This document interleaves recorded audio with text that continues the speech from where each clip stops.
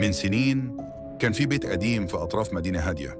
بيت مش مشهور، مفيش حد بيعدي جنبه، بس كل اللي عرفوه اتفقوا على حاجة واحدة: في أوضة فيه ما ينفعش تفتحها. الحكاية بتبدأ مع مروان، شاب من القاهرة اتنقل للبيت ده بعد ما تعرض لأزمة مالية.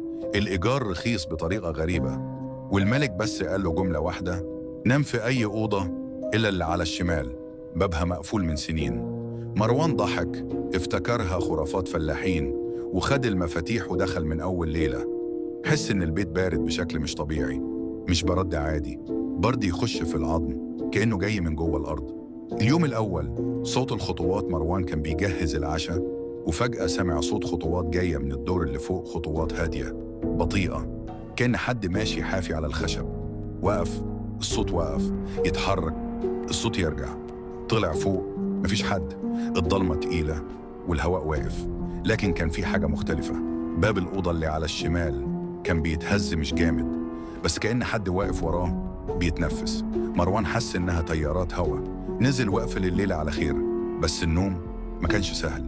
اليوم التاني، أول ظهور الساعة 3 الفجر، مروان صحي على صوت خربشة جاية من الحيطة فوق دماغه. فتح عينه والصوت بيزيد، مش فرد، مش حاجة صغيرة، الصوت كان كأن حد بأظافره بيحاول يفتح حاجة.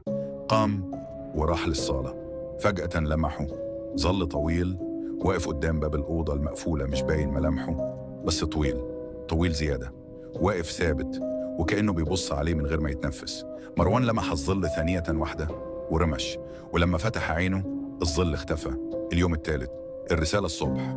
مروان نازل يجيب حاجات من تحت، وهو خارج لقى ورقة صغيرة على السلم، كانت مكتوب فيها: متفتحش الباب مهما سمعت. الخط كان مهزوز، كأنه حد كتبها بإيد مرعوبة. مروان حس إن الموضوع بدأ يبقى سخيف، لكنه في نفس الوقت الخوف بدأ يدخل قلبه. اليوم الرابع، الباب بيتكلم الليل، الساعة 2:55. مروان قاعد على السرير، وفجأة دواواع دواواع، حد بيخبط من جوه الأوضة اللي على الشمال، تاني وتالت، وبعدين صوت ست كبيرة، صوتها متقطع: مروان افتح لي، رجعني رجعني. صوت بكاء وصوت تكسير جوه الأوضة وصوت حد بيجري ناحيته. مروان جري للأوضة وقام زعق: مين جوه؟ الصوت سكت، لحظة صمت، وبعدين: افتح قبل ما تندم. اليوم الخامس، فتح الباب. مروان قرر يفتح الباب مهما يحصل. قرب من الباب، المفتاح بيدور بصعوبة، والباب فتح بسنتيمتر واحد. ريحة موت، ريحة كأن حاجة ماتت من سنين. وفجأة سمع صوت وراه: مروان، أنا هنا. اتلفت بسرعة، مفيش حد. رجع يبص للأوضة ولقى عين واحدة طالعة من الضلمة بتبص عليه من غير جفن ومن غير ما ترمش. ولما قرب، الضلمة كلها اتحركت، وكأن حد جوه حجمه أكبر من الطبيعي. الباب اتزق بقوة، ومروان جري وقفله وسمع من جوه: انت صحتني وانا مش هنام تاني.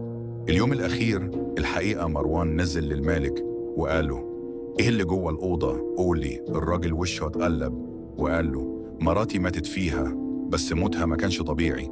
مروان: يعني ايه؟ الراجل لما كانت بتقوم من النوم وتفضل واقفة قدام الباب بالساعات، وبعدين بدأت تتكلم مع حد احنا مش شايفينه. وفي يوم فتحنا عليها لقيناها واقفة في الضلمة ما بتتنفسش.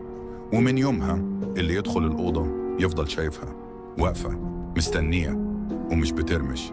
اللي حصل بعد كده، الملك لقى مروان ما بيفتحش، دخل عليه ولقاه واقف قدام الباب وعينيه واسعة، وشه شاحب، وبيقول: هي فتحت وقالت لي افتح لها الباب، وأنا فتحت. والباب كان مفتوح والأوضة فاضية، بس الأرض كان فيها علامات أظافر، كأن حاجة خرجت ومش ناوية ترجع تاني.